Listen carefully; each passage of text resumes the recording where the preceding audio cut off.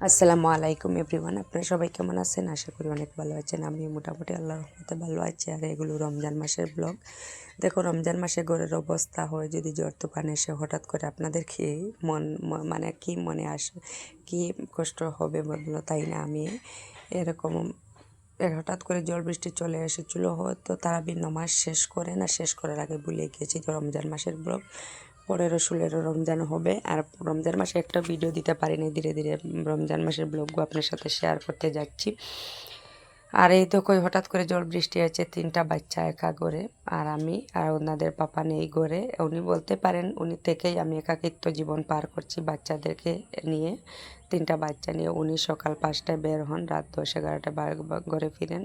রাত 10-11টায় ফিরলে 2টা, 2:30, 3টা বেজে। আমি 3টা বাচ্চা নিয়ে আলহামদুলিল্লাহ আমি হ্যাঁ, মানিয়ে নিয়ে চলে যাচ্ছি। কারণ ওনাকে যদি আমি দোষারোপ করি, কারণ উনি ঘরে থাকেন না, আমাকে বাচ্চাদেরকে কেয়ার করেন না, ওনা তো হবে না। আমাদের সংসারে খাওয়া দাওয়া করতে তো হবে, দুমুঠো ভাত বাচ্চাদের মুখে তুলে দিতে হবে। উনি পেটের দায়ে বের হতে হয়। আলহামদুলিল্লাহ সব কিছু মিলে, যত সুখ দুঃখ কষ্ট সব কিছু মানিয়ে আল্লাহর কাছে লাখ শুকরিয়া আদায় করে জীবনটা চালিয়ে নিচ্ছে, মানিয়ে নিচ্ছে হাসি মুখে, তাই না বলেন?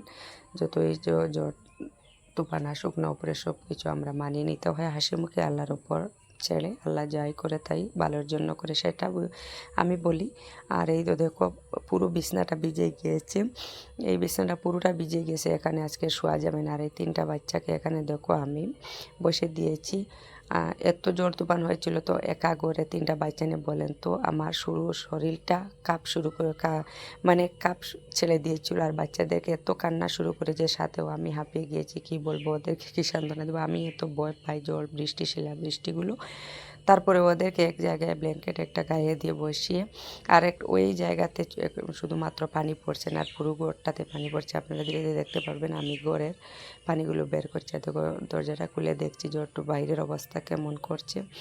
একদম একাকার সব কিছু বাইরে এখনও, মানে একটা তারাক বলি আমরা, তরকটা দিচ্ছে। দেখো এখন জল বৃষ্টি হবে ভাবছি, একটু কিছু কিছু থামিয়েছে। তারপর আমি দরজাটা খুলে বাইরে থেকে সব কিছু কাপড় চোপড় এনে মোছামুছি করে নিয়েছি। আর আমি সব কিছু ঘর দুয়ার পরিষ্কার করে, বাসনগুলো পরিষ্কার করে, নামাজ পড়বো না পড়ে নিয়েছি সেটা ভুলে গিয়েছি, রেখেছি। হঠাৎ করে আবার সব কিছু এলোমেলো করে নিয়েছে। কি করব, করার কিছু নেই। তারপর কাজে লাগে গেলাম।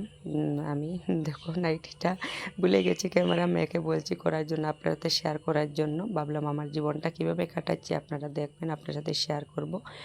এইরকম অবস্থায় আমার দিনের জীবনটা যাচ্ছে আলহামদুলিল্লাহ। তারপর আল্লাহর কাছে শুকরিয়া আদায় করি। তা আল্লাহর কাছে তো বলার কিছু নেই, আল্লাহ যেভাবে যাকে রাখছেন তারপর আলহামদুলিল্লাহ বলে আমার জীবনটা কাটিয়ে নিতে হবে। আর ঘরের পানিগুলো দেখো, বাইরে পানি পড়লে তো মানে একটা জায়গা থেকে সরে যায়, আর ঘরের পানিগুলো সরতে চায় না। সরলেও একটু নিচু জায়গায় যেখানে পড়ে, যেখানে থাকে, এই জায়গাতে সব জমা হয়ে যায়, বা খাটের নিচে, শোকেস, আলমারি সব কিছুর নিচের জন্য আমি জল বৃষ্টি থামাতেই আমি তাড়াতাড়ি ঘরের পানিগুলো বের করতে লেগে গিয়েছিলাম। আজকে না তো প্রতি বছর এভাবে বর্ষাকাল আসার পর আমার এই কষ্টটা করতে হয়।